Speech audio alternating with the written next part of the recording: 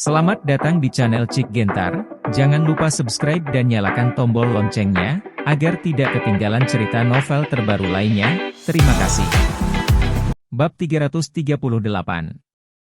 Pada saat suara Yekyu jatuh, seluruh orangnya bergegas keluar seperti harimau yang melarikan diri dengan kasar. Wei Leran bergerak pada saat yang sama, berapapun usianya, tetapi kecepatannya tidak lebih lambat dari Yekyu. Jarak 3 meter menjadi 0 dalam sekejap mata. Yekyu tiba-tiba melompat dan memukul dagu Wei Leran dengan satu lutut terangkat. Wei Leran menunjukkan jejak penghinaan di sudut mulutnya, dengan trik kecil ini, dia berani bertarung denganku? Kematian pengadilan. Wei Leran membuka kelima jarinya, mengulurkan tangannya yang besar, dan dengan cepat meraih lutut Yekyu. Kecepatannya sangat cepat. Mata Yekyu berkedip. Meskipun tangan Wei Leran setipis kayu, itu memberinya perasaan yang sangat berbahaya. Ubah trik. Yekyu tidak ragu sama sekali, segera meluruskan kakinya dan menendangnya secara horizontal, menyapu pipi Wei Leran. Wei Leran tidak mengubah triknya, bahkan tidak menghindar. Kelima jarinya menunjuk ke atas, dan dia menggenggam pergelangan kaki Yekyu dengan cara yang luar biasa. Dalam sekejap, Yekyu merasa sendi pergelangan kakinya terjepit oleh penjepit besi, dan ada rasa sakit yang tajam. Jika tidak segera disingkirkan, bisa-bisa kakinya tergores. Yekyu dengan cepat menendang kakinya yang lain. Ledakan! Tendangan di lengan Wei Leran, yang memaksa Wei Leran melepaskannya. Yekyu segera mundur, menatap Wei Leran dengan penuh perhatian. Tetua Agung dari Sekte Dewa Penyihir jauh lebih baik daripada yang dia bayangkan, dan bahkan Yekyu curiga bahwa jika orang ini berpartisipasi dalam daftar naga, kemungkinan besar dia akan berada di 10 besar. Wei Leran menepuk-nepuk debu di lengannya, dan berkata sambil tersenyum, ini sedikit rumit, tapi itu tidak cukup untuk berurusan denganku. Jangan merajalela, hari ini adalah tanggal kematianmu. Setelah Yekyu selesai berbicara, dia menjalankan seni Shenlong 9 putaran, memusatkan seluruh tubuhnya di lengannya, dan kemudian bergegas keluar lagi. Dia memukul Wei Leran dengan pukulan. Pukulan ini, tanpa gerakan mewah. Ini pukulan lurus sederhana. Saya benar-benar tidak tahu seberapa tinggi langit, dan saya tidak perlu menemukan cara yang rumit untuk menemukan kematian. Ketika Wei Leran melihat perilaku Yekyu, dia sangat menghina dan perlahan mengangkat telapak tangannya. Ledakan! Tinju dan telapak tangan bertabrakan di udara. Terdengar suara teredam. 2 detik kemudian. Bunyi suara klik. Yekyu hanya merasakan kekuatan besar dari telapak tangan lawan, menyebar ke seluruh tubuhnya, dan kemudian retakan muncul di tanah di bawah kakinya. Bunyi suara klik. Dengan beberapa suara lagi, kaki Yekyu tiba-tiba tenggelam, dan 5 atau 6 retakan muncul di tanah. Dengan sedikit kekuatan, saya berani menantang saya. Ini benar-benar mobil yang manipulatif, dan saya tidak bisa menahannya. Wei Leran mencibir. Ini baru permulaan. Tangan Yekyu yang lain terbanting. Wei Leran dengan cepat mengeluarkan tangannya. Ledakan! Ketika tinju bertemu, Yekyu mundur dengan cepat dengan kekuatan telapak tangan Wei Leran, dan kemudian dengan ringan mengetuk jari kakinya ke pohon maple, tubuhnya seperti busur penuh tali, dan kaki cambuk menyapu Wei Leran. Bagaimanapun, bertarung tidak lebih dari kekuatan dan kecepatan, sedangkan untuk gerakan dan keterampilan, itu hanya bantuan. Menghadapi kaki cambuk Yekyu yang ganas, Wei Leran sangat langsung, meluncur ke satu sisi tubuhnya, merentangkan 5 jarinya lagi, dan menggenggam pergelangan kaki Yekyu seperti kilat. Pada saat ini, tubuh Yekyu berhenti di udara. Bunyi suara klik. Wei Leran menggunakan tangannya dengan keras, dan Yekyu menarik napas dengan menyakitkan. Wah, apa lagi yang kamu punya? Wei Leran tersenyum menghina. Aku punya banyak kemampuan. Yekyu menjentikkan jarinya. Memanggil. Sebuah jarum emas mengenai wajah Wei Leran. Wei Leran ketakutan, dan harus segera melepaskan kaki Yekyu, jika tidak, dia akan terkena jarum emas. Namun, ketika dia melepaskan kaki Yekyu, Wei Leran mengguncang pergelangan tangannya dan membuang Yekyu. Memanfaatkan kesempatan ini, Wei Leran menghindari jarum emas. Keduanya bergerak terpisah. Penatua agung dari sekte bertuah tidak lebih dari itu. Ye Qiu mencibir. Wei Leran marah. Dia tidak marah karena ejekan Ye Qiu, tetapi karena dia tidak terlalu menyakiti Ye Qiu dengan beberapa gerakan.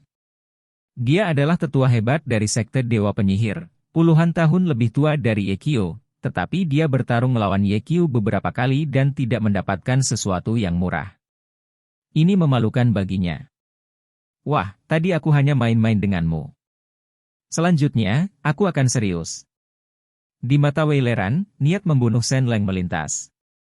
Kalau begitu biarkan aku melihat, kamu, tetua agung dari sekte Dewa Penyihir, seperti apa rasanya menjadi kenyataan. Ye Qiu menjalankan seni Shenlong 9 putaran lagi, diam-diam mengumpulkan energi. Ledakan. Wei Leran pecah. Kecepatannya lebih cepat dari sebelumnya. Ye Qiu tidak menunjukkan kelemahan apapun, tetapi dengan tendangan yang kuat, dia juga bergegas. Bang bang bang. Keduanya menyerahkan semua keterampilan bertarung mereka dan saling berhadapan secara langsung, pukulan demi pukulan. Setelah 3 pukulan, cahaya keemasan samar tiba-tiba muncul di kepalan tangan Ye Qiu, dan dia membanting tinju Wei Leran dengan keras. Wei Leran hanya merasa bahwa kekuatan yang luar biasa akan datang, dan dia sedikit terkejut. Dikatakan bahwa kekuatannya menurun lagi dan lagi, mengapa kekuatan anak ini semakin besar? Wei Leran tidak berani gegabah, dan tiba-tiba meningkatkan kekuatannya. Ye Qiu terus melemparkan pukulan, tetapi tidak melihat efek sama sekali, dia sama terkejutnya. Hal lama ini sulit untuk ditangani. Ye Qiu memutuskan untuk bertarung dengan cepat. Dengan tangan yang lain, diam-diam menggambar jimat di belakang punggungnya, dan kemudian sedikit menghadap Wei Leran. Tentu, Wei Leran hanya merasa kaku di sekujur tubuhnya, seperti diikat dengan tali, tidak bisa menggerakkan seluruh tubuhnya, dan tinjunya berhenti di udara. Apa yang telah terjadi? Wei Leran terkejut, sama sekali tidak menyadari apa yang terjadi. Pada saat ini, tinju Ye Qiu mengenai dadanya. Ledakan. Wei Leran terbang keluar. Ye Qiu mengejarnya, mencoba mengambil kesempatan untuk membunuh Wei Leran, tetapi Wei Leran yang terbang keluar dengan cepat mengambil daun maple, menahannya di mulutnya, dan meniup suara tajam seperti peluit. Ye Qiu tiba-tiba merasakan bulu-bulu di sekujur tubuhnya berdiri, tanpa ragu-ragu, dia langsung berhenti. Kemudian, saya melihat seekor lebah dengan kepalan besar, diolesi cairan hijau tua, dan berhenti di depannya. Cacing gua! Tanpa memikirkannya, Ye Qiu mengeluarkan jarum emas. Engah! Lebah itu dipaku ke tanah di tempat. Dia mendongak, tetapi Wei Leran tidak terlihat. Rakyat! Sama seperti Ye Qiu mengerutkan kening, teriakan cemas Cao Yuan datang dari belakangnya, hati-hati. Ye Qiu dengan cepat berbalik dan menemukan bahwa tinju Wei Leran telah mencapainya, jadi dia harus mengangkat tinjunya untuk menemui musuh. Ledakan! Tinju bertabrakan. Wei Leran, ceng-ceng, mundur belasan langkah, tangannya yang terkepal sedikit gemetar, dan darah mengucur dari sudut mulutnya. Ye Qiu juga merasa tidak nyaman, darah di dadanya melonjak, dan seteguk darah tersangkut di tenggorokannya. Kamu sedikit mengejutkanku. Wei Leran menatap Ye Qiu, menyeka darah dari sudut mulutnya, dan berkata, namun, kamu akan mati hari ini. Ye Qiu berkata dengan acuh tak acuh, saya menemukan bahwa Anda orang-orang dari para dewa penyihir suka berbicara kata-kata besar. Dong Chen juga mengatakannya sebelum kematiannya. Mo Wenxin masih mengatakan itu sebelum dia meninggal, tetapi pada akhirnya mereka semua mati, dan saya hidup. Hidup yang baik. Berhenti bicara omong kosong, dan mengirimmu ke jalan. Wei Leran hendak melakukannya, dan tiba-tiba terdengar teriakan keras dari telinganya. Ah! Bab 339. Ye Qiu berbalik. Saya melihat bahwa saudara-saudara Tan dibunuh oleh King Long. Pada saat ini, King Long berlumuran darah, seperti dewa pembunuhan, menyerang lawannya dengan ganas. Kurang dari 3 detik. Apa? Jeritan lain. Wanita merah terbunuh. Wajah Wei Leran tenggelam. Yamamoto bekerja sama, tidak hanya tidak membunuh naga biru, tetapi juga dibunuh oleh naga biru. Jika ini terus berlanjut, situasinya akan sangat tidak menguntungkan. Hanya dengan membunuh Qinglong situasinya bisa dibalik. Memikirkan hal ini, Wei Leran mengikuti langkahnya dan menyapu bersih, bersiap untuk menyerang Qinglong secara diam-diam. Sikat! Ye Qiu mengguncang tubuhnya dan menghentikan Wei Leran. Apa yang kamu inginkan? Lawanmu adalah aku. Ye Qiu berkata sambil tersenyum. Nak, alasan mengapa aku belum membunuhmu adalah karena para tetua baik, melihatmu masih muda, dan kamu tidak tahan. Kamu tidak tahu cara membesarkan mereka. Wei Leran berteriak, dapatkan keluar dari jalan. Tidak hanya Ye Qiu tidak menyerah, tetapi dengan provokatif berkata, Penatua Agung dari Sekte Dewa Penyihir, saya pikir itu hanya nama yang sia-sia. Anda, jangan marah. Atau mari kita mengobrol di sini, bagaimana kalau menunggu mereka menyelesaikan pertarungan? Wei Leran melirik. Chen Daoling, Master Tai Chi yang bertarung melawan alis yang sangat panjang, telah sepenuhnya ditekan. Yang paling menakutkan adalah bahwa pria sejati dengan alis panjang menggunakan Tai Chi, yang paling dibanggakan Chen Daoling. Adapun metode lain, tidak ada yang digunakan. Jelas, jika pria sejati dengan alis panjang menggunakan metode lain, Chen Daoling akan gagal total. Sisi lain, trio Qilin dan Penatua Wu Jingtian bermain tak terpisahkan, dan saya khawatir tidak akan ada kemenangan atau kekalahan dalam waktu singkat. Adapun Qinglong, setelah membunuh Tan Mianhua dan Hong Niangxi, dia telah sepenuhnya mengambil inisiatif. Tengah. Sementara Wei Leran mengamati, bahu Yamamoto terluka, dan darah memercik. Begitu Qinglong membunuh Yamamoto dan yang lainnya, dan kembali ke Qilin, maka kita orang akan selesai hari ini. Wei Leran sangat cemas. Dia tahu bahwa dia tidak bisa menunggu lebih lama lagi. Tunggu lebih lama lagi, mereka semua harus selesai. Wei Leran berkata kepada Ye Qiu, Nak, kamu bisa berlatih kungfu ke tingkat ini di usia muda. Sangat sulit untuk dipikirkan. Penatua ini tidak tega membunuhmu. Kemudian, kamu akan tunduk pada dewa penyihir kami. Kultus. Saya bisa membiarkan Anda melayani sebagai penatua, bagaimana? Nama keluarga Wei, biarkan aku memberimu 4 kata. Ye Qiu berkata, pergilah ke ibumu. Saya tidak tahu apa yang harus dipromosikan, dan saya mencari kematian. Wei Leran sangat marah dan bergegas. Ye Qiu mengepalkan tinjunya. Ledakan! Ketika tinju bertabrakan, Ye Qiu terguncang mundur beberapa langkah. Kamu benar-benar berpikir bahwa yang lebih tua bukan lawanmu? Naif. Wei Leran mencibir dan terus bergegas. Tinju keduanya terbanting bersama lagi. Dengan ledakan yang keras, keduanya berpisah dalam sekejap. Ye Qiu terbang keluar dan jatuh 10 meter jauhnya, mencoba berdiri dengan tangan kanannya. Baru saat itulah dia menemukan bahwa lengannya benar-benar tidak mampu mengerahkan kekuatan dan berada di sakit parah. Patah! Ye Qiu terkejut. Dia awalnya berpikir bahwa setelah dia berhasil berlatih peringkat pertama dari 9 peringkat Shenlong Jue, dia tidak akan memiliki lawan dalam hal kekuatan.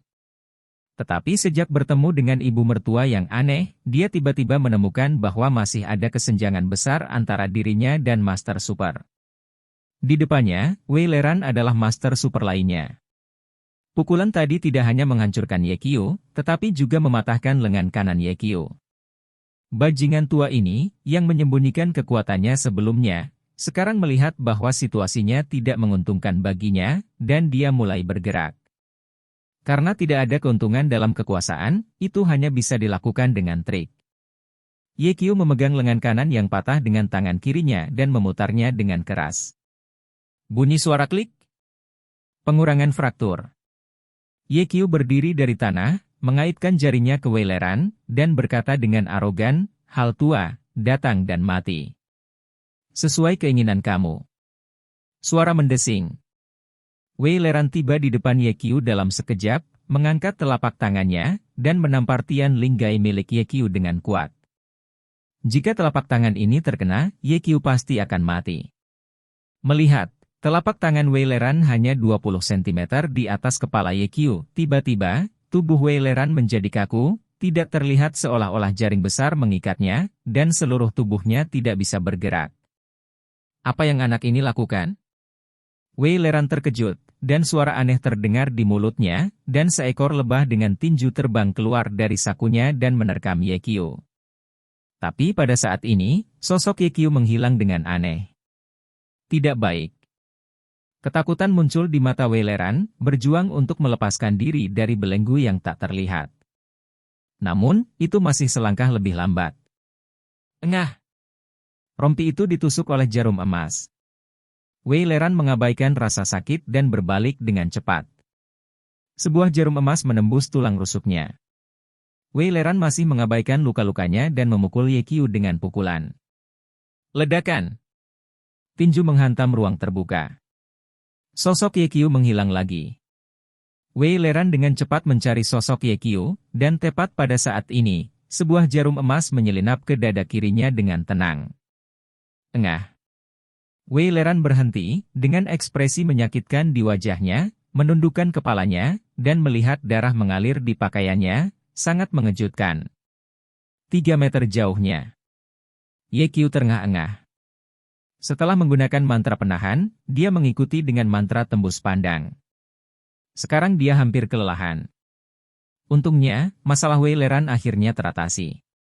Baru saja, dia berturut-turut menancapkan 3 jarum emas di rompi Wei Leran, di bawah tulang rusuknya, dan dada kirinya, dengan tujuan membunuh Gu Natal di tubuh Wei Leran.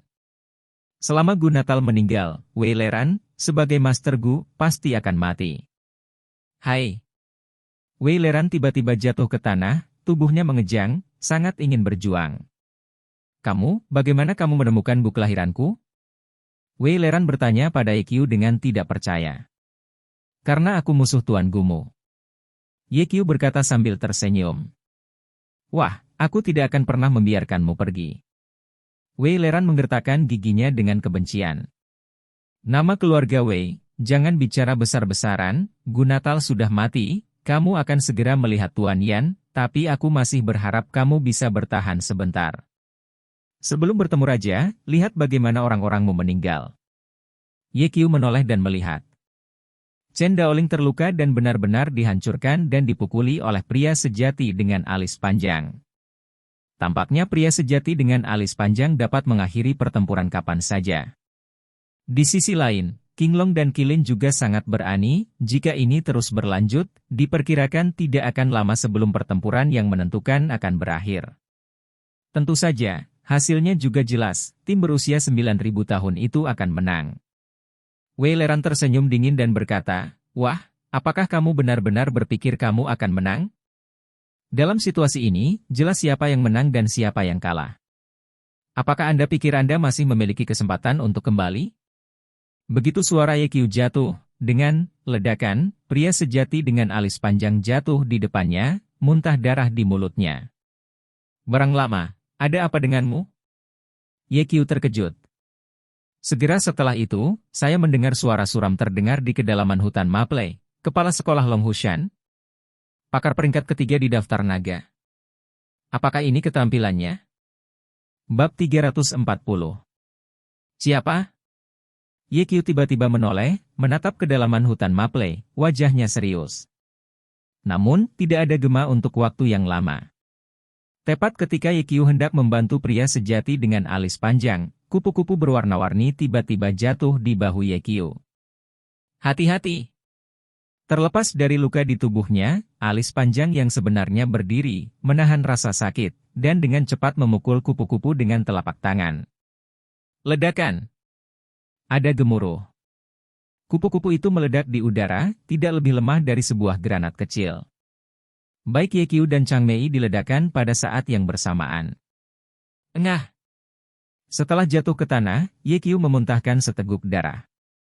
Dia tidak bisa menjaga dirinya sendiri, jadi dia bergegas untuk menyelidiki cedera Chang Mei yang asli. Bagian belakang pria dengan alis panjang terluka oleh ledakan, dan jubahnya pecah menjadi potongan besar dan dagingnya berdarah. Tidak hanya itu, pria sejati dengan alis panjang berdarah dari bahunya, dan jarum racun yang panjangnya kurang dari 2 cm terlihat jelas. Jangan pindahkan benda lama, aku akan membantumu mengeluarkan jarum beracun itu. Ye Qiu melihat bahwa pria sejati dengan alis panjang ingin bangun, dan dengan cepat menahannya. Tinggalkan aku sendiri, bawa Cao Yuan cepat. Pria sejati dengan alis panjang berkata dengan sungguh-sungguh. Pergi? Bisakah kamu pergi? Wei Leran tersenyum dingin dan berdiri dari tanah. Ini. Murid Ye Qiu menyusut. Nak, apakah kamu sangat bingung, mengapa kamu membunuh Gunatalku, aku belum mati? Wei Leran berkata dengan penuh kemenangan, karena gu kelahiranku tidak terbunuh sama sekali. Ini tidak mungkin. Sebelum Ye Qiu memulai tangannya, dia membuka matanya dan melihat bahwa gu kelahiran Wei Leran adalah lebah yang sangat kecil, bersembunyi di pembuluh darah di bawah tulang rusuk Wei Leran. Tembakannya pasti akan membunuh cacing gu. Mungkinkah cacing gu itu bukan gu natal? Begitu Ye Qiu memikirkan ini, dia mendengar Wei Leran tersenyum dan berkata, kamu yang membunuhnya, bukan gu kelahiranku. Gu kelahiran saya ada di hati. Kamu berbohong padaku. Ye Qiu berkata, jika gu kelahiranmu ada di hatimu, maka kamu juga mati. Karena jarum emas ketiga, dia dimasukkan ke dada kiri Wei Leran. Saya harus mengatakan, anak Anda benar-benar kejam. Jarum emas kedua menusuk tulang rusuk saya untuk membunuh gu kelahiran saya dan membunuh saya, tetapi Anda jangan khawatir, Anda menusuk jarum emas ketiga. Masuk ke dada kiri saya dan ingin tambahkan beberapa asuransi, tapi sayangnya, angan-anganmu salah, hahaha. Wei Leran tertawa lancang. Bagaimana ini bisa terjadi? Saya jelas menusuk jarum emas ketiga ke dalam hatinya, mengapa dia tidak mati? Apa sebenarnya yang sedang terjadi?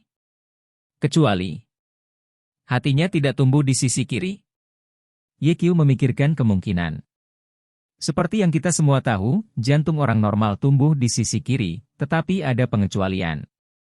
Pada beberapa orang, karena jantung berputar selama perkembangan embrio, jantung tumbuh di sisi kanan, yang secara medis disebut jantung kanan. Situasi ini sangat jarang terjadi, hanya 1 dari 1.000.000 orang. Karena hatiku tumbuh di sebelah kanan, kata Wei Leran. Kebenaran Ye Qiu meledak menjadi kata umpatan. Sial, mengapa dia membiarkan dirinya menghadapi hal yang begitu langka? Hatinya tenggelam ke dasar. Sekarang, Wei Leran tidak hanya aman dan sehat, tetapi di kedalaman hutan Maple, ada juga master misterius. Wah, terlalu dini bagimu untuk bangga. Jika kamu tidak yakin, beraninya aku menyetujui pertempuran yang menentukan dengan Cao Yuan? Kami pemuja dewa penyihir telah berurusan dengan Longmen begitu lama, bagaimana mungkin kami tidak tahu bahwa Cao Yuan berbahaya dan licik? Aku sudah menduga bahwa Cao Yuan pasti menyewa seorang pembantu, jadi aku tidak akan tidak siap. Wei Leran menoleh dan menatap Cao Yuanin dengan wajah serius dan tersenyum. Saya akan membunuh orang-orang Anda satu persatu di depan Anda hari ini, sehingga Anda dapat merasakan keputusasaan karena berada dalam situasi putus asa dan tidak mampu melakukannya. Kembali ke surga. Sama seperti ketika Suzy meninggal di depanmu. Bahkan jika aku mati, aku akan menahanmu. Setelah Cao Yuan mengeluarkan komentar kejam, dia melihat orang yang sebenarnya Ye Qiu dan Chang Mei, dan berkata dengan nada meminta maaf, maaf, akulah yang menyakitimu. 9.000 tahun, jangan salahkan kamu, bahkan jika aku mati, aku tidak akan menyesalinya, kata Ye Qiu. Alis panjang yang sebenarnya mengikuti dan berkata, mereka belum mati, mengapa kamu meminta maaf? Lupakan saja, malam ini adalah pertanda baik, kita tidak akan melakukan apa-apa. Hahaha. Wei Leran tertawa lagi, dan berkata, kita semua akan mati, dan dia mengatakan itu pertanda baik. Tetapi kamu tidak bisa mengatakannya. Aku hampir lupa. Alis panjang, kamu adalah peramal nomor 1 di dunia. Sekarang sepertinya kamu tidak pandai meramal. Wei Leran tersenyum, menurutnya, hari ini Cao Yuan dan yang lainnya akan mati. Apa? Tiba-tiba terdengar teriakan.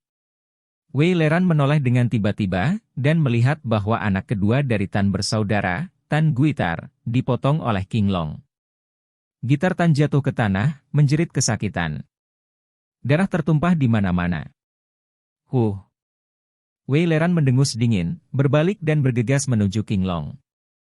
Faktanya, King Long telah mengamati apa yang terjadi di sebelahnya, dan memperhatikan bahwa Wei Leran bergegas dan menebasnya. Pisau di tangannya direnggut dari Yamamoto. Menghadapi pisau tajam, Wei Leran tidak berani menghadapinya secara langsung, dan hanya bisa mundur untuk menghindari ujung tajam untuk saat ini. Tetapi pada saat ini, kupu-kupu berwarna-warni mendarat di ujung pisau. Ye Qiu dan pria sejati dengan alis panjang berteriak pada saat yang sama. Lepaskan pisaunya. Hati-hati. Ledakan. Kupu-kupu itu meledak dan Qinglong meledak. Sisi lain, Qilin juga terpengaruh oleh situasi di sekitarnya dan secara bertahap jatuh ke dalam kerugian. Melihat situasinya semakin buruk, orang asli alis panjang itu dengan cepat mengeluarkan pil pengembalian besar dan menyerahkan beberapa kepada Ye Qiu. Cepat dan dapatkan kembali kekuatanmu, nanti akan ada perjuangan yang berat. Ye Qiu menelan semua pil pengembalian hebat di satu tangan, lalu meraih bahu pria dengan alis panjang dengan satu tangan dan meremasnya dengan keras. Memanggil. Jarum beracun ditembakkan. Segera setelah itu, telapak tangan Ye Qiu dipenuhi dengan energi internal, dan setelah dia mengeluarkan semua racun dari luka pria sejati dengan alis panjang, dia segera menggambar mantra untuk menyembuhkan lukanya. Ye Qiu akan terus membantu alis panjang pria sejati menyembuhkan luka-lukanya, tetapi pada saat ini, sesosok tubuh ramping berjalan keluar dari hutan maple. Dia adalah seorang pria paruh baya, sekitar 50 tahun, dengan bedak di wajahnya, yang lebih putih dari wajah orang mati. Dia mengenakan pakaian pemburu hitam dari periode Heian Dato, dengan lengan ekstra lebar dan topi runcing di kepalanya. Seekor kupu-kupu berwarna-warni menari di topi itu. Ketika Ye Qiu melihat pria ini pada pandangan pertama, dia memiliki perasaan yang sangat langsung di hatinya, tak terkalahkan. Meskipun orang ini tidak melepaskan niat membunuh dari seluruh tubuhnya, dia masih memberi orang rasa misteri dan misteri. Apakah kamu mengenalnya? Tanya Ye Qiu. Alis panjang yang sebenarnya menggelengkan kepalanya, tidak pernah melihatnya. Ye Qiu menatap Cao Yuan lagi, hanya untuk melihat bahwa Cao Yuan juga bingung, dan dia tidak tahu asal-usul pria dadong ini. Setelah pria parubaya itu mendekat, dia memiringkan mulutnya dan berkata, mungkin Anda belum mengenal saya, maka saya akan memperkenalkan diri. Saya dari Dadong. Namaku Abe Aoki. Ye Qiu tidak bereaksi terhadap nama ini, tetapi wajah pria sejati dengan alis panjang di sampingnya berubah drastis, berseru, kamu adalah Onmyoji, salah satu dari 3 penguasa besar timur, Abe Aoki. Bab 341. Itu di bawah. Abe Aoki tersenyum. Wajah pria sejati dengan alis panjang tiba-tiba menjadi sangat bermartabat. Apakah orang ini sangat baik? Ye Qiu bertanya. Nyonya Changmei menghela nafas, Anda tidak tahu, ada 4 tokoh teratas di Daitobu Dao. Mereka disebut, 1 dewa dan 3 tuan, dan dewa itu adalah Miyamoto Musashi, tentu saja. Adapun 3 master, mereka adalah pendeta tinggi Yoshida Moriichi dari Amaterasu, dan master dari sekte Suigetsu, yang juga master dari Qian Shansui, Nange Akiyama. Adapun yang terakhir, itu adalah Onmyoji di depannya, Abe Aoki. Jika saya tidak terluka, saya tidak akan takut padanya di masa jayanya, tapi sekarang.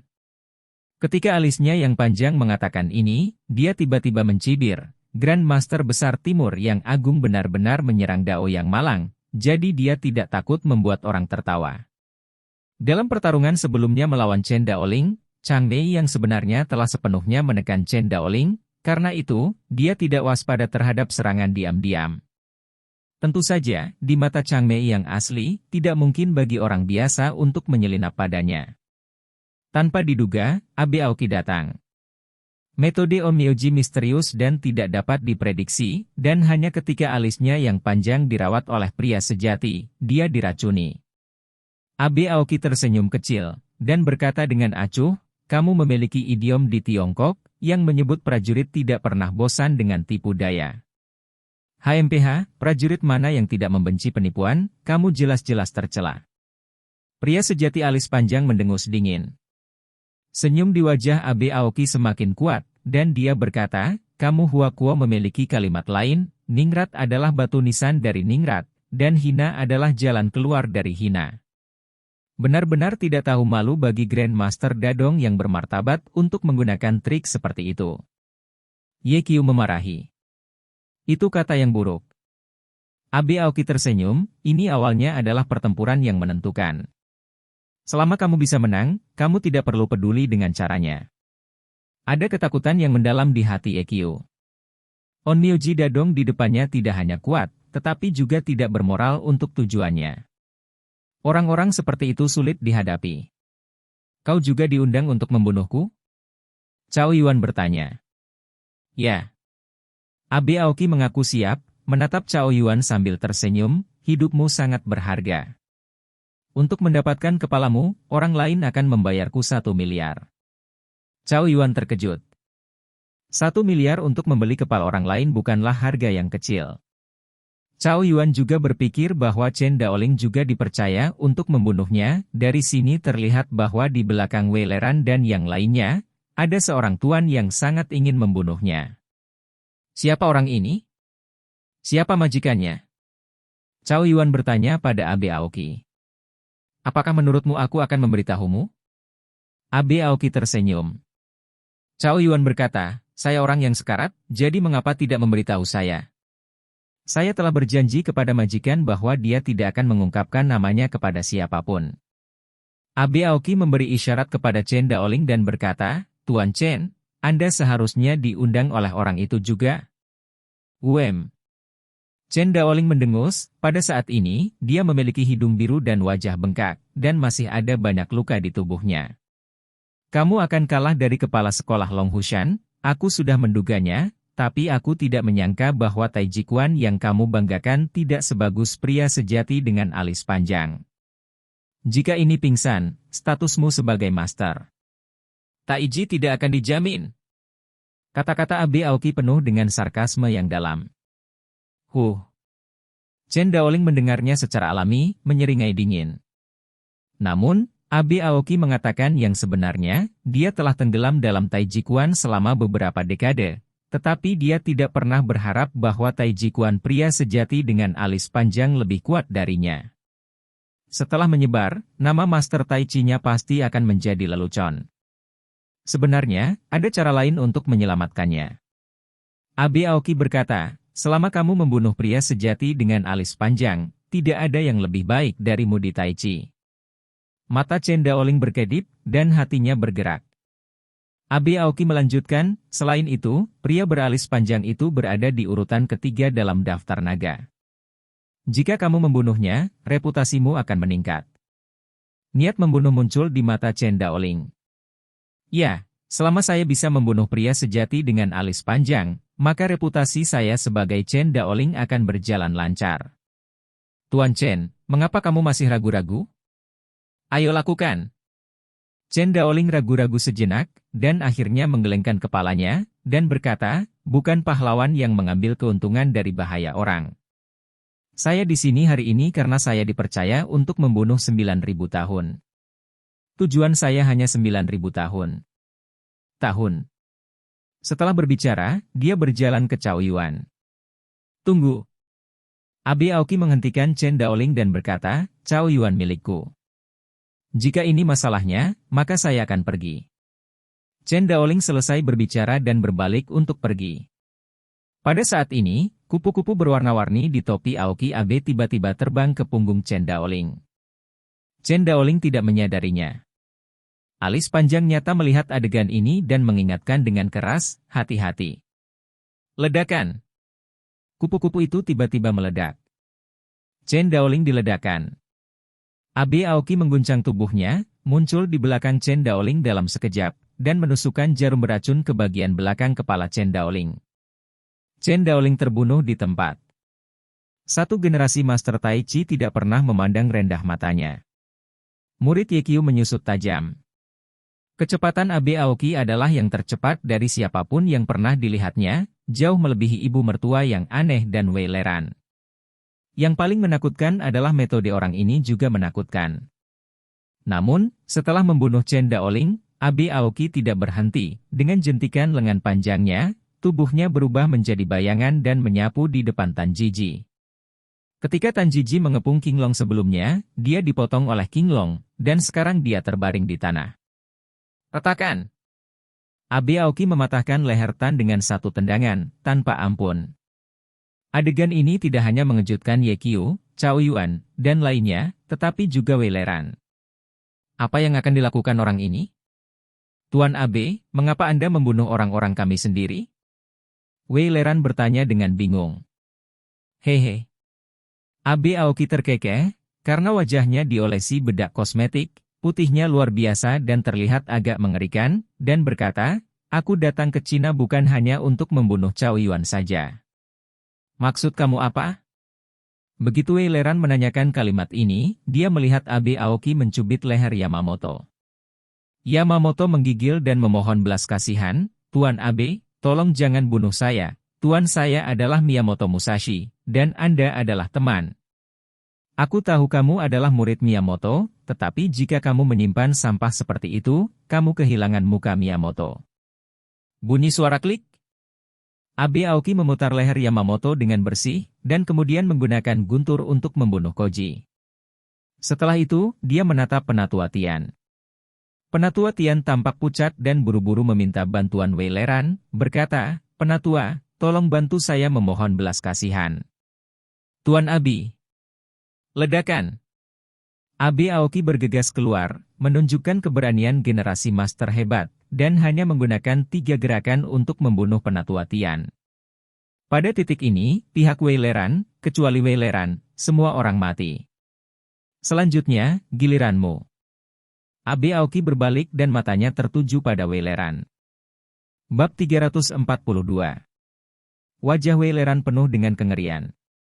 Meskipun dia adalah tetua hebat dari sekte Dewa Penyihir, dengan keterampilan seni bela diri yang tinggi dan mahir dalam seni Gu, menghadapi Onmyoji Dadong yang paling kuat, dia hanya memiliki satu pikiran di benaknya, dan itu adalah melarikan diri.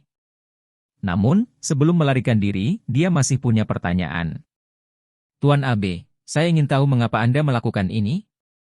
Wei Leran berkata dengan marah, kami jelas berada dalam kelompok yang sama, mengapa Anda membunuh orang-orang kami sendiri? Untuk membuat pernyataan, saya tidak pernah berada di grup yang sama dengan Anda. Abe Aoki tersenyum dan berkata, saya dari Dadong, dan Anda orang Cina. Huaguo dan Dadong memiliki banyak keluhan. Bagi saya, membunuh Anda berarti memberikan kontribusi kepada Dadong.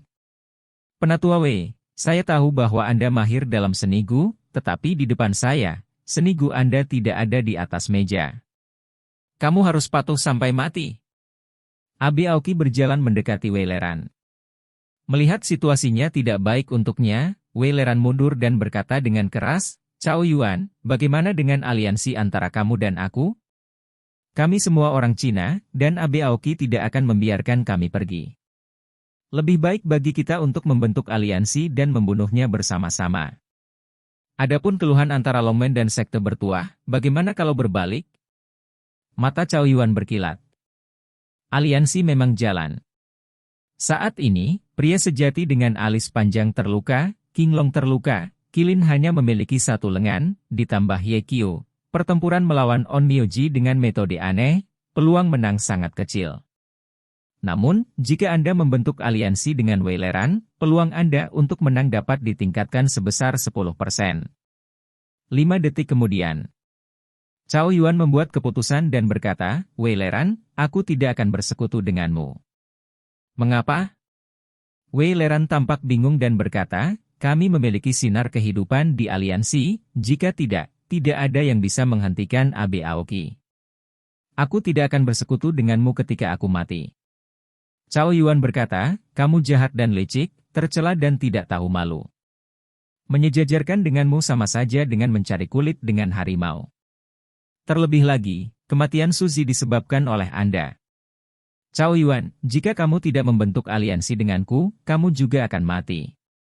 Wei Leran sebenarnya tidak ingin membentuk aliansi dengan Cao Yuan, alasan mengatakan ini adalah dia ingin menggunakan orang-orang Cao Yuan untuk menahan Abe Aoki, dan kemudian dia bisa mengambil kesempatan untuk melarikan diri. Cao Yuan berkata, bahkan jika kamu mati, kamu akan mati di depanku. Anda. Penatua Wei, jika orang-orang tidak membentuk aliansi denganmu, aku pikir kamu sebaiknya disiplin diri, agar tidak menderita darah dan daging. Abe Aoki membujuk dengan senyum di wajahnya. Tuan Abe, tidak bisakah Anda melepaskan saya? Selama Anda melepaskan saya dapat menjamin bahwa kami tidak akan pernah melawan Anda, kata Wei Leran. Di mana sekte dewa penyihir melawanku? Abe Aoki tersenyum, aku punya banyak musuh, dan aku tidak peduli dengan sekte dewa penyihir lain. Wei Leran tiba-tiba tersenyum, Tuan Abe, Anda tidak bisa membunuh saya. Jika Anda tidak percaya, lihat ke belakang. Abe Aoki menoleh dan melirik, pria sejati dengan alis panjang dan yang lainnya masih ada di sana. Ketika dia menoleh, dia menemukan bahwa Wei Leran telah berlari puluhan meter jauhnya. Apakah kamu pikir kamu bisa melarikan diri seperti ini?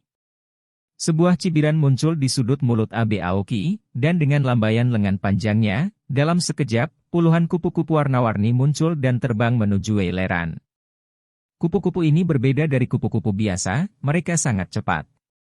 Wei Leran ditangkap oleh kupu-kupu sebelum dia berlari 100 meter, dia tidak ragu untuk membunuh kupu-kupu secara langsung.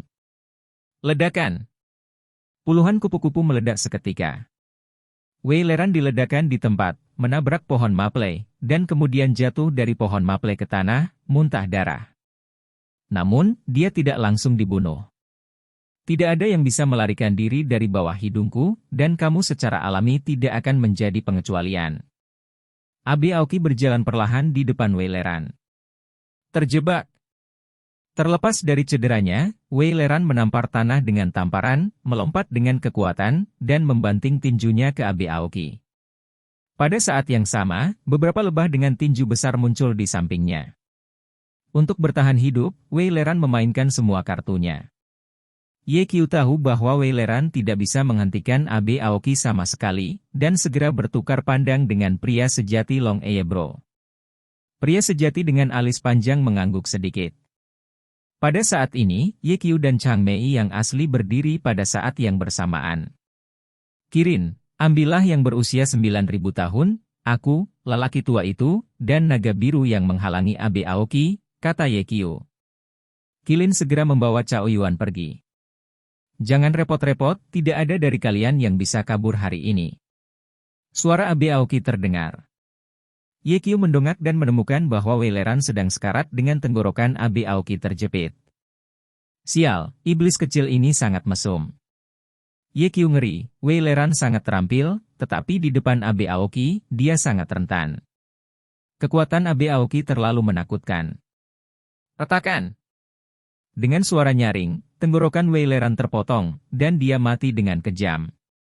Abe Aoki dengan santai melemparkan tubuh Wei Leran ke tanah, dan kemudian mengguncang tubuhnya, bergegas menuju Cao Yuan secepat embusan angin. Suara mendesing. King Long bergegas keluar lebih dulu, mencoba menghentikan Abe Aoki. Begitu keduanya bertabrakan, King Long terbang keluar. King Long awalnya bukan lawan Abe Aoki, dan dengan luka di tubuhnya, tentu saja dia tidak bisa menghentikan Abe Aoki. Pada saat ini, alis panjang benar-benar ditembak. Saya harus mengatakan bahwa orang tua ini masih sangat terampil, bahkan jika dia terluka, dia hanya memblokir Abe Aoki. Namun, secara bertahap berhenti. Barang lama. Ye Qiu memanggil. Pria beralis panjang itu segera mundur, dan menjauhkan diri dari Abe Aoki. Abe Aoki sepertinya menyadari sesuatu dan melihat ke langit. Ledakan! Sebuah sambaran petir muncul dari udara tipis dan menebas. Serangga kecil. Abe Aoki tersenyum menghina, dengan cepat mencetak dengan tangannya di depannya, dan kemudian berteriak, "Maaf!" Tiba-tiba, pentagram pemancar cahaya putih muncul di atas kepala Abe Aoki, menghalangi guntur. Ini. Ye Qiu tercengang. Melihat situasinya tidak baik, pria sejati dengan alis panjang itu melemparkan 3 simbol guntur. Simbol guntur menyala di udara, berubah menjadi 3 sambaran petir, dan menghantam pentagram. Namun, pentagram masih utuh. Pesona belaka rentan terhadap pola Platychodon paling kuat dari keluarga Onmyoji kita. Sidik jari Abe Aoki berubah, dan dia berteriak, "Maaf!" Dalam sekejap, guntur menghilang tanpa jejak. Bintang berujung 5 di atas kayu hijau Abe, menggantung cahaya putih, menutupi seluruh tubuhnya, dan kemudian melangkah ke arah Yekyu dan yang lainnya. Abe Aoki seperti dewa, dengan momentum besar di tubuhnya yang membuatnya sulit bernapas. Bersama-sama serang dan bunuh. Yekyu meraung. Tiba-tiba, Yekyu, pria sejati dengan alis panjang, naga biru, dan unicorn, semuanya menembak pada saat yang sama, menyerang dan membunuh Abe Aoki dari arah yang berbeda. Tentu, Yekyu menggunakan mantra penahan, ingin meluncurkan pengetahuan pada saat tubuh Abe Aoki membeku. Tapi apa yang tidak pernah dia duga adalah bahwa mantra penahannya benar-benar gagal. Tak hanya itu, mereka berempat baru saja mendekati Abe Aoki saat dikejutkan oleh kekuatan pentagram tersebut. Abe Aoki berkata dengan penuh kemenangan, pola bunga lonceng diciptakan oleh nenek moyang terbesar dari keluarga Onmyoji kita. Itu tidak hanya bisa menyerang tapi juga bertahan. Tidak ada seorang pun di dunia ini yang bisa mematahkannya. Saya tidak percaya. Dengan suara gemuruh, pisau perang menghantam pentagram. Bunyi suara klik. Sebuah retakan muncul di pentagram. Abe Aoki buru-buru mengangkat kepalanya, pupil matanya menyusut tajam. Apakah kamu juara Hou Xiao Jiu? Bab 343. Perubahan mendadak itu mengejutkan semua orang. Yekyu mendongak dan melihat seorang pria bermantel militer, memegang pedang, melakukan tendangan voli di atas pentagram. Pria itu berusia lebih dari 30 tahun, dan wajahnya yang tampan tampaknya diukir dengan pisau, dengan ujung dan sudut yang tajam. Tatapan tajam dan dalam secara tidak sadar memberi orang rasa tertekan. Lahir untuk menjadi raja dunia. Kamu bilang tidak ada seorang pun di dunia ini yang bisa mematahkan pola bunga lonceng, aku sama sekali tidak percaya. Ledakan. Pentagram itu pecah berkeping-keping dengan pedang ditekan. Pedang itu membelah kepala Abe Aoki, darah berceceran, dan otaknya mengalir. Onmyoji yang bermartabat, salah satu dari 3 master besar Dadong, meninggal bahkan sebelum dia sempat berteriak. Adegan itu sunyi. Tidak ada yang berbicara untuk waktu yang lama. Terkejut? Selain Sok, masih Sok? Guru. Yekyu hanya bisa menelan ludah, dan bertanya, apakah dia juara Hou Xiao Jiu? Ya. Suara pria sejati dengan alis panjang itu agak pahit. Hal-hal lama, saya tidak berpikir Anda harus berjuang untuk No. 1 di daftar panjang. Ini adalah semacam kesedihan untuk hidup di era yang sama dengan Xiao Jiu. Yekyu merasakan ketidakberdayaan yang mendalam di hatinya. Begitu banyak dari mereka yang tidak menghentikan Abe Aoki. Namun, Xiao Jiu membunuh Abe Aoki dengan satu pukulan. Ini menunjukkan betapa sesatnya Xiao Jiu. Sepertinya terakhir kali aku bertarung dengannya, dia memang penyayang, kalau tidak, aku akan kalah total. Qinglong juga menghela nafas. Sebaliknya, itu adalah unicorn, dengan tampilan pemujaan dan berkata, seperti yang diharapkan, dia adalah dewa perang utara, dia memang tak terkalahkan di dunia. Dunia ini tak terkalahkan? HMPH, dia tidak dianggap tak terkalahkan, kata Chang Mei tidak yakin. Perang sungguhan, apakah kamu sudah makan lemon? Kata-katamu sangat masam. Qilin tertawa. Dao yang malang adalah orang luar, yang tidak pernah mempercayainya. Kepada siapa kamu berbohong? Qilin melihat dan menemukan bahwa pria sejati dengan alis panjang memiliki wajah lurus, tidak seolah-olah dia berbohong, dan bertanya, juara itu sangat kuat. Dia tidak bisa disebut tak terkalahkan di dunia, lalu siapa yang bisa menyebutnya tak terkalahkan di dunia?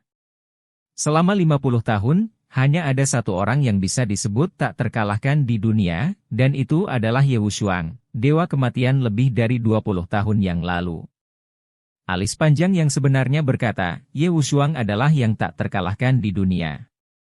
Yekyu mendengar orang yang sebenarnya Chang Mei menyebutkan nama ayah kandungnya, dan dia bergerak di dalam hatinya, berpura-pura bertanya dengan santai, orang tua, Anda mengatakan bahwa Ye Wushuang tidak terkalahkan di dunia. Pernahkah Anda melihatnya? Pandao tentu saja bertemu Ye Wushuang. Sudah kubilang, aku tidak hanya bertemu Ye Wushuang, tapi aku juga minum dengannya. Kami berbicara dengan sangat gembira dan menganggap satu sama lain sebagai orang kepercayaan. Pria dengan alis panjang dengan bangga berkata, aku tidak memberitahumu, aku bahkan memberi Ye Wushuang ramalan saat itu. Heksagram menunjukkan bahwa Ye Wushuang adalah naga di antara orang-orang. Ye Qiu memutar matanya. Apa yang masih perlu Anda katakan? Siapa di dunia ini yang tidak tahu bahwa ayahku adalah naga di antara manusia? Adapun memperlakukan satu sama lain sebagai orang kepercayaan, itu bahkan lebih omong kosong. Qilin berkata, saya mendengar bahwa dewa pembunuh tidak terkalahkan pada masa itu, dan itu sangat kuat. Tetapi senior, membunuh dewa telah mati selama lebih dari 20 tahun, dan waktunya telah berlalu. Saya bertanya siapa yang bisa menyebutnya tak terkalahkan. Di dalam dunia. Tidak, kata alis panjang itu menggelengkan kepalanya, Ye Wushuang belum mati. Mendengar kata-kata ini, Ye Qiu sedikit bersemangat, dan segera bertanya, orang tua, apakah Anda tahu di mana Ye Wushuang berada? Pria sejati dengan alis panjang terus menggelengkan kepalanya, saya tidak tahu. Lalu bagaimana kamu tahu dia tidak mati? Saya telah menghitung heksagram, Ye Wushuang tidak mati. Tiba-tiba, hati Ye Qiu tenggelam ke dasar, hal lama ini sangat tidak dapat diandalkan, dan dia biasanya harus mendengarkan meramal dari arah yang berlawanan. Dari sudut pandang ini, ayah saya takut tidak ada nasib baik. Senior, siapa yang tak terkalahkan di dunia ini? Apakah itu Xiao Jiu? Tanya Qilin lagi, dan dia tampak sangat tertarik dengan topik ini. Chang Mei yang asli berkata, saya tidak tahu siapa yang tak terkalahkan di dunia saat ini, tetapi Xiao Jiu jelas bukan karena Xiao Jiu memiliki lawan. Tidak, Hou sang juara sangat kuat, masih akan ada lawan, siapa? Ye Wudi. Chang Mei yang asli berkata, pengawal Ye Wudi, yang berada di sebelah kepala tertinggi Tang Elder, tidak akan lebih lemah dari Xiao Jiu. Dikatakan bahwa Xiao Jiu dan Ye Wudi telah berdiskusi secara pribadi, siapa yang akan menang atau kalah. Tidak tahu. Qilin berkata, saya kenal Ye Wudi. Saya mendengar bahwa dia sangat terobsesi dengan seni bela diri. Sebelum dia menjadi kepala pengawal tertinggi, dia sering pergi ke aula seni bela diri di ibu kota untuk bertarung dengan orang-orang, jadi orang-orang di ibu kota memanggilnya Wu yang gila. Tapi dia benar-benar kuat, bisakah dia menantang juara Hou? Qinglong berkata di sebelahnya, saya mendengar Xiao Jiu mengatakan bahwa dia bertengkar dengan Ye Wudi beberapa tahun yang lalu, seolah-olah dia terluka. Adapun apakah Ye Wudi terluka, saya tidak tahu. Ye Qiu terkejut, paman ketiganya begitu galak. Dia mendengar Qian Jinglan mengatakan bahwa Ye Wushuang terobsesi dengan seni bela diri, dan apa yang dia kejar tidak terkalahkan di dunia. Saat itu, ketika Ye Wushuang bertemu dengan banyak tuan yang mengepungnya, tidak ada seorang pun dari keluarga Ye yang maju. Ye Qiu masih berpikir bahwa ketika dia memiliki kekuatan untuk membalas Ye Wushuang suatu hari nanti, dia akan pergi ke keluarga Ye untuk mencari keadilan. Sekarang tampaknya keadilan ini tidak dapat dikembalikan. Keluarga Ye memiliki kekuatan besar, dan lelaki tua Ye pernah memegang posisi tinggi, dan kekuatannya luar biasa. Ye Wei adalah orang terkaya di Cina, dan dia lebih kaya dari musuh. Ye Wudi adalah pengawal pemimpin tertinggi, dan seni bela diri dapat bersaing dengan juara Hou Xiao Jiu. Ada 3 hal, kekuatan, uang, dan seni bela diri, dan keluarga Ye memiliki semuanya. Bagaimana ini bisa adil? Selain Ye Wudi, apakah ada lawan dari champion Hou? Tanya Qilin. Ini sulit untuk dikatakan. Alis panjang benar-benar manusiawi berkata, negara kita Cina telah luar biasa dari zaman kuno hingga sekarang, macan berjongkok, naga tersembunyi, dan beberapa orang bijak tinggal di pegunungan dan hutan dan tidak melangkah ke dunia, tetapi kekuatan mereka tidak boleh diremehkan. Saya akan menceritakan sebuah kisah yang saya alami secara pribadi. 30 tahun yang lalu, saya berkeliling dunia. Saya telah mengunjungi gunung dan sungai yang terkenal di tanah air. Ketika saya di Huashan, saya pernah bertemu dengan seorang lelaki tua. Dia tidak tinggi, tingginya sekitar 1,5 meter. Dia berusia lebih dari 90 tahun. Tapi dia berjalan seperti terbang. Saat itu musim dingin, dan ada salju bulu angsa tebal di langit, tetapi lelaki tua itu hanya mengenakan pakaian tipis. Saya melihat pakaiannya sangat sedikit, tidak dingin, dan sedikit aneh, jadi saya berbicara dengannya dan mendaki gunung. Ketika saya datang ke tengah gunung, saya tiba-tiba menemukan bahwa lelaki tua ini tampaknya memiliki keterampilan untuk mendekatinya dan memutuskan untuk mencoba mempercepat langkahnya. Tebak apa? Pria sejati alis panjang menjual izin dan berkata, tidak peduli seberapa cepat saya berjalan, orang tua itu tidak akan pernah ketinggalan. Dia dekat di sisi saya dan dia berbicara dan tertawa dengan saya.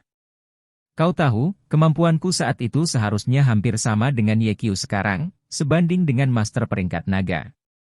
Ketika kami mencapai puncak gunung, saya terengah-engah dan berkeringat, tetapi lelaki tua itu tidak tersipu atau bernapas. Semua orang terkejut. Pria dengan alis panjang melanjutkan, 5 gunung terkenal di seluruh dunia, masing-masing dengan karakteristiknya sendiri, seperti Taishan Xiong, Huashan Xian, Hengshan Xiu, Hengshan Qi, dan Songshan yang unik. Huashan dikenal sebagai gunung paling berbahaya di dunia, dan tempat paling berbahaya di Huashan adalah Jalan Papan Langit yang panjang. Jalan Papan Langit yang panjang terletak di sisi timur puncak selatan Gunung Huashan. Itu dibangun oleh Gao Dao Hizizhen, seorang master besar dari dinasti Yuan, di tebing dengan paku batu dan kayu untuk tujuan menjadi jauh dari dunia dan menjadi peri. Jalan papannya penuh tebing, dengan kabel besi yang menjuntai mendatar. Trotoarnya terbuat dari batu bergaris lebarnya kurang dari 30 cm.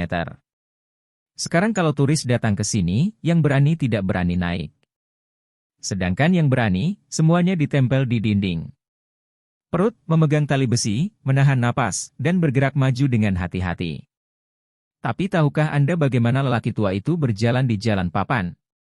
Saya melihatnya melompat sedikit, menginjak tali besi di jari kakinya, dan setelah beberapa lompatan, dia menghilang ke gunung. Selain saya, ada beberapa turis di tempat kejadian. Turis-turis itu terpana dengan tindakan lelaki tua itu. Banyak dari mereka berlutut untuk menyembah dan berseru kepada para dewa. Chang Mei yang asli menghela nafas dan berkata, bahkan jika saya sekarang berada di urutan ketiga dalam daftar, saya tidak begitu berani di jalan papan langit yang panjang. Dapat dilihat bahwa masih banyak orang aneh dan orang asing di beberapa tempat. Kita tidak tahu. Ya, kata Yekyu, di dunia ini, beberapa orang tampaknya tidak dapat diandalkan, tetapi mereka ahli dalam daftar panjang. Pria sejati dengan alis panjang menatap, siapa maksudmu? Siapa yang saya bicarakan tahu di hati saya? Apakah kamu berani memandang rendah aku? Alis panjangnya marah, dan berkata, hati-hati aku tidak sopan padamu. Apakah kamu pikir aku takut padamu? Begitu suara Yekyu jatuh, dia tiba-tiba merasakan energi besar mengunci dirinya sendiri, tidak bisa bergerak, dan mengangkat kepalanya dengan takjub, hanya untuk melihat Xiao Jiu berjalan ke sini dengan pedangnya. Namamu Yekyu? Apakah kamu menghapus kaki saudaraku? Bab 344. Xiao Jiu terlihat buruk dan berjalan menuju Yekyu dengan pedang di tangannya. Pada saat ini, pedang itu masih berlumuran darah Abe Aoki, sangat mengejutkan. Benhou bertanya padamu, apakah namamu Yekyu? Apakah kamu menghapus kaki kakakku? Xiao Jiu berteriak dengan suara yang dalam. Itu benar, aku Yekyu, dan kaki Xiao Qindi adalah kakiku yang dihapus. Ketika Yekyu berbicara, dia berada di bawah tekanan yang luar biasa. Xiao Jiu terlalu kuat, dan paksaan di tubuhnya juga menakutkan, seolah-olah puluhan ribu kati batu menekan tubuh Yekyu. Kamu sangat berani.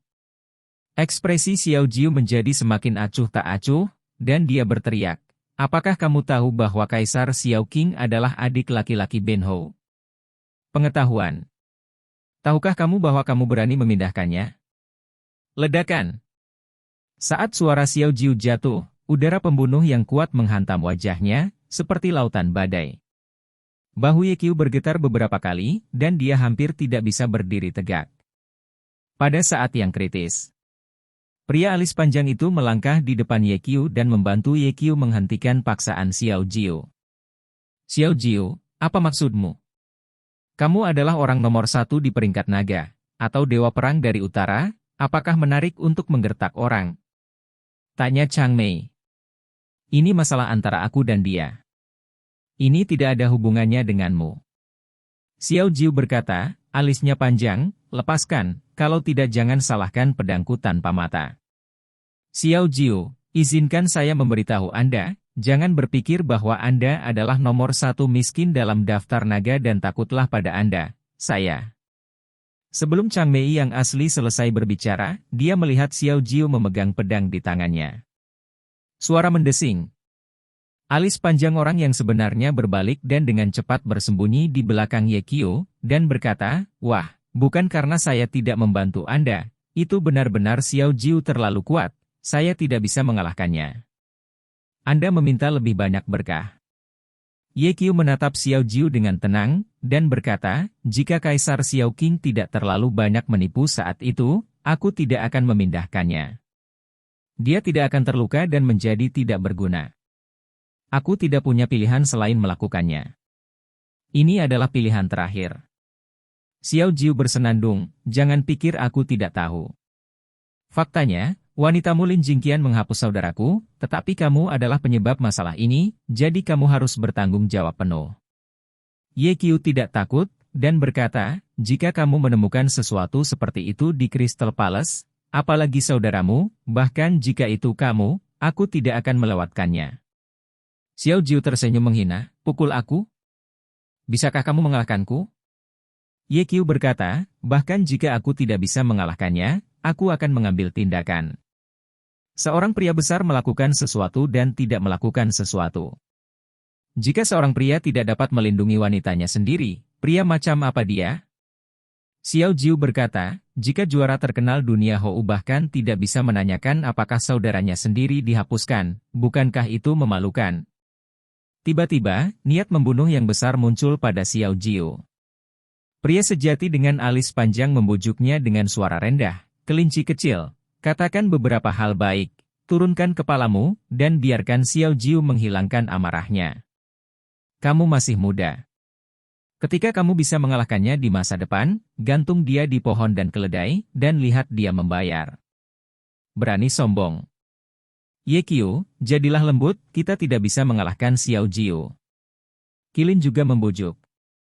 Jika itu orang lain, aku akan membantumu, tetapi Xiao Jiu, Qing Long menghela nafas, bahkan jika aku membantumu, aku akan tetap menjadi mobil.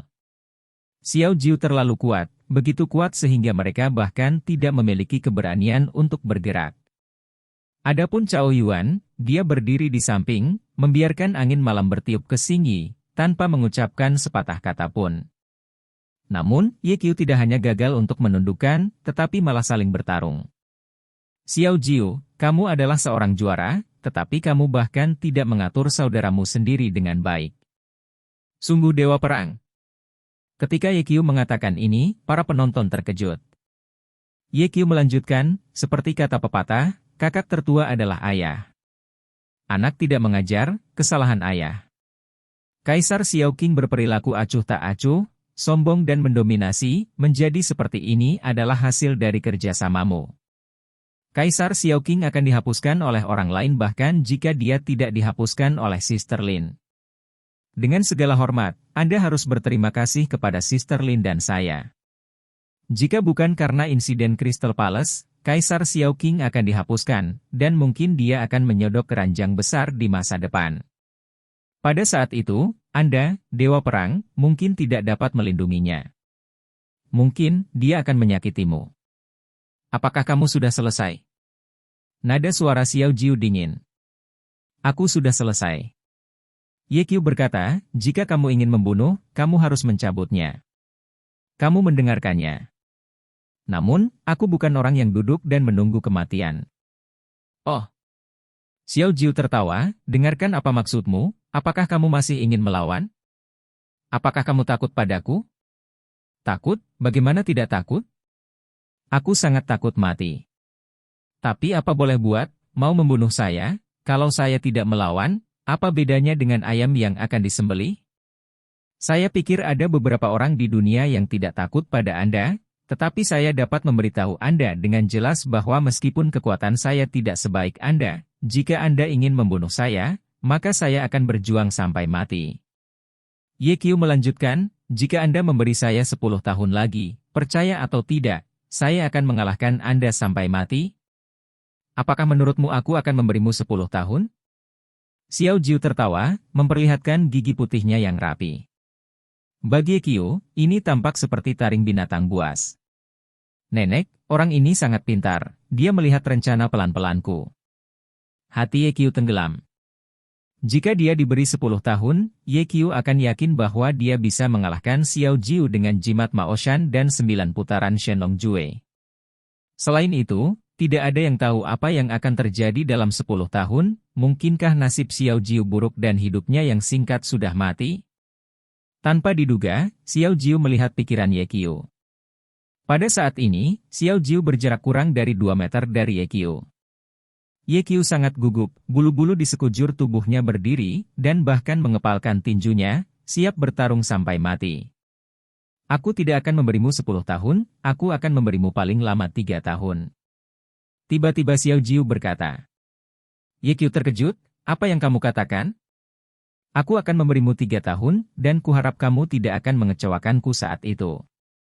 Xiao Jiu menghilangkan aura pembunuh. Kyu sedikit bingung. Dia tidak mengerti mengapa Xiao Jiu tiba-tiba berubah sikap. Apakah kamu bertanya-tanya, mengapa aku tidak membunuhmu dan membalaskan dendam saudaraku? Kata Xiao Jiu. Kyu mengangguk. Xiao Jiu tersenyum dan berkata, jika aku ingin membunuhmu, apakah kamu pikir kamu bisa hidup sampai sekarang? Kyu terkejut. Ya, jika Xiao Jiu ingin membalaskan dendam Xiao Qingdi, dia tidak akan menunggu sampai sekarang. Selain itu, dengan kekuatan dan metode Xiao Jiu, ada banyak orang yang telah bekerja untuknya dalam satu kata, atau untuk menyenangkannya, Kyu dan Lin Jingjin akan mati tanpa tempat untuk menguburkan mereka. Setiap orang harus menanggung harga yang sesuai untuk kesalahan mereka sendiri, bahkan adik laki-lakiku, tidak terkecuali. Xiao Jiu mengubah suaranya dan bertanya, Kyu, kudengar kamu memiliki keterampilan medis yang baik. Bukan hanya luar biasa, itu bisa disebut yang terbaik di dunia. Alis panjang yang sebenarnya berkata di samping. Qilin juga setuju, keterampilan medis Kyu memang sangat bagus. Dia adalah dokter paling kuat yang pernah saya lihat. Kyu, apakah kamu ingin bermain untuk negara? Xiao Jiu menatap Kyu dengan mata panas, dan berkata, bagaimana kalau bergabung dengan tentara kerajaan utara dan melindungi negara bersamanya? Bab 345. Xiao Jiu tidak hanya memberi Kyu 3 tahun, tetapi juga membuang ranting zaitun untuk mengundang Kyu bergabung dengan pasukan utaranya, yang tidak diharapkan Kyu. Setelah berpikir sebentar, Kyu membuat keputusan. Juara Hou, terima kasih atas kebaikanmu. Aku tidak tahu bagaimana berperang. Aku hanya akan mengobati penyakit dan menyelamatkan orang. Cukup untuk mengobati penyakit dan menyelamatkan orang. Tentara membutuhkan dokter militer sepertimu, kata Xiao Jiu. Kyu menolak lagi dan berkata, mimpiku bukanlah menjadi tentara, tetapi menjadi dokter yang hebat. Tidak lagi memikirkannya. Jangan pikirkan itu. Melihat sikap tegas Kyu, Xiao Jiu sedikit kecewa, lalu berkata, jika ini masalahnya, Ben Hou tidak akan memaksamu. Setelah 3 tahun, aku harap kamu tidak mengecewakan Ben Hou. Aku pasti tidak akan mengecewakanmu. Kyu memiliki niat perang bernada tinggi di matanya. Baik sekali. Xiao Jiu berbalik, matanya tertuju pada Cao Yuan, dan dia melengkungkan tangannya. Cao Yuan berkata dengan sopan, Juara Hou, terima kasih atas penyelamatanmu, hanya saja masalah ini tidak ada hubungannya dengan Qing Cheng. Aku datang ke sini karena Qing Cheng memanggilku. Sebelum Cao Yuan selesai berbicara, Xiao Jiu berkata, namun, bantuan ada di kepalamu. Cao Yuan, kamu berhutang budi padaku. Cao Yuan tersenyum dan berkata, jika kamu membutuhkannya di masa depan, kamu dapat memanggilku kapan saja dan kamu dapat melewati api dan air. Ini yang kamu katakan, aku menganggapnya serius, kata Xiao Jiu. Ketika seorang pria mengucapkan sepatah kata, sulit untuk mengejar seekor kuda. Cao Yuan berkata, saya selalu berbicara untuk kata-kata. Oke. Xiao Jiu tertawa, dan kemudian berkata, perbatasan utara baru-baru ini tidak stabil, jadi aku akan segera tinggal dan pergi. Setelah berbicara, dia berbalik dan menghilang ke dalam malam. Mereka yang datang terburu-buru, mereka yang pergi juga terburu-buru. Ye Qiu hanya menunggu Xiao Jiu pergi sebelum dia bertanya pada Qilin dengan suara rendah, siapa yang mereka bicarakan tentang Qing Cheng? Qing Cheng adalah Suzaku, dan nama Suzaku adalah Cao Qing Cheng. Jawab Qilin. Ye Qiu bergumam, ada wanita cantik di utara, tak tertandingi dan mandiri. Lihatlah Qing Rencheng dan kemudian Qing Dengwo. Nama Qing Cheng terdengar cukup bagus. Tidak hanya namanya yang bagus, tetapi orangnya terlihat lebih baik. Qilin berkata, penampilan Suzaku sebanding dengan putri nomor 1 Beijing. Putri teratas di ibu kota? Ye Qiu bingung, siapa? Itu adalah... Begitu Qilin berbicara, suara Cao Yuan datang, berkata, malam ini akhirnya berlalu tanpa resiko. Terima kasih atas kerja kerasmu. Qing Long berkata, untungnya Xiao Jiu ada di sini, kalau tidak kita semua akan mati di sini. Senior, apakah lukamu baik-baik saja? Cao Yuan bertanya khawatir. Sedikit trauma kulit, itu tidak menghalangi. Pria sejati alis panjang berkata sambil tersenyum, aku benar, aku bilang malam ini pertanda baik, sekarang kamu percaya. Hampir mati, pertanda baik kentut. Ye Qiu mengutuk dengan buruk. Meskipun sedikit mendebarkan, kita semua baik-baik saja, bukan? Chang Mei yang asli memandangi mayat Wei Leran di tanah dan menghela nafas, saya menemukan begitu banyak orang untuk membunuh kita, tetapi saya tidak menyangka bahwa dia akan memberikan hidupnya di sini. Itu sepadan. NS? Pada saat ini, darah dan mayat ada di mana-mana di tanah. 9.000 tahun, bagaimana Anda menangani mayat-mayat ini? Tanya Qilin. Cao Yuan melirik mayat di tanah dan bertanya, kamu membunuh 2 tetua sekte dewa penyihir sebelumnya, di mana mayatnya? Di gudang pendingin. Ya, bawa mayat kedua tetua, serta mayat tetua Wei Leran dan Tian, ke Miao Jiang. Saya ingin memberitahu pemimpin kultus dewa penyihir bahwa saya tidak hanya akan membunuh orang tua mereka, tetapi juga menghancurkan dewa-dewa penyihir mereka. Ajarkan. Cao Yuan melanjutkan, adapun Tan bersaudara, Nona Merah, Wu Jing, carilah tempat untuk menguburkan mereka. Di mana kedua orang dadonglang itu?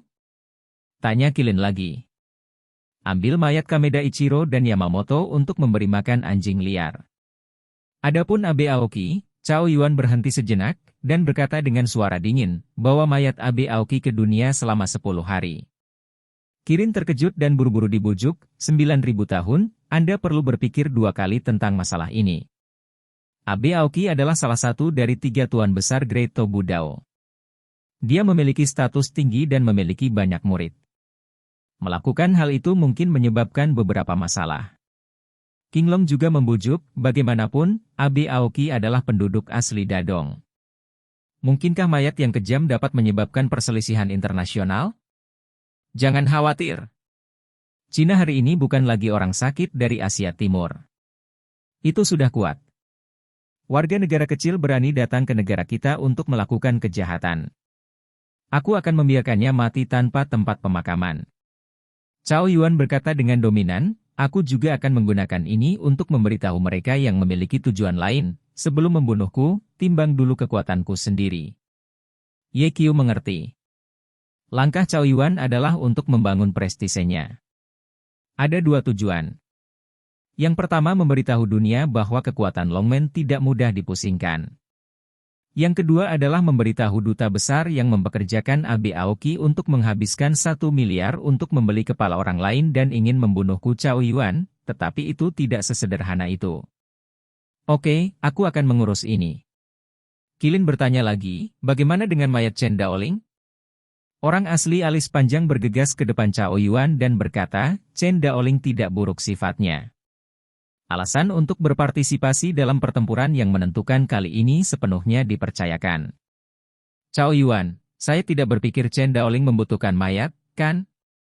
Menurut apa yang dikatakan para pendahulu. Bagaimanapun juga, Chen Daoling adalah master Tai Chi yang hebat. Karena dia sudah mati, maka aku tidak boleh mempermalukannya. Cao Yuan memerintahkan, Kirin, berbalik dan kirim tubuh Chen Daoling kembali ke rumah Chen dan beritahu mereka penyebab kematian Chen Daoling. Ya. Kilin menjawab. Ye Qiu mengingatkan saya di sebelahnya, 9.000 tahun, insiden ini juga memberi saya panggilan bangun. Di belakang Wei Leran dan yang lainnya, ada master di belakang layar yang menargetkan Anda. Anda harus lebih berhati-hati. Cao Yuan mengangguk, aku akan berhati-hati. Apakah kamu tahu siapa yang ada di balik layar? Tanya Chang Mei. Cao Yuan menggelengkan kepalanya dan berkata, aku tidak tahu. Apakah Anda ingin membantu Anda menghitung ramalan? Pria sejati alis panjang menggosok tangannya dan tersenyum, adapun biaya meramal, Dao yang malang akan mengenakan biaya sedikit lebih sedikit, Anda bisa memberikan 100.000, bagaimana dengan dia? Ye Qiu memutar matanya, benda tua ini mulai malu lagi. 100.000 heksagram, ini adalah perampasan uang. Apa yang tidak dia duga adalah bahwa Cao Yuan benar-benar setuju. Oke. 100.000 heksagram, tolong bantu senior untuk melakukan perhitungan, dan lihat siapa yang ada di balik layar. Kata Cao Yuan. Pria sejati dengan alis panjang membuka matanya dan tersenyum, dan segera mengeluarkan 3 koin dari sakunya dan melemparkannya ke udara. Bersenandung. 3 koin tembaga berputar cepat.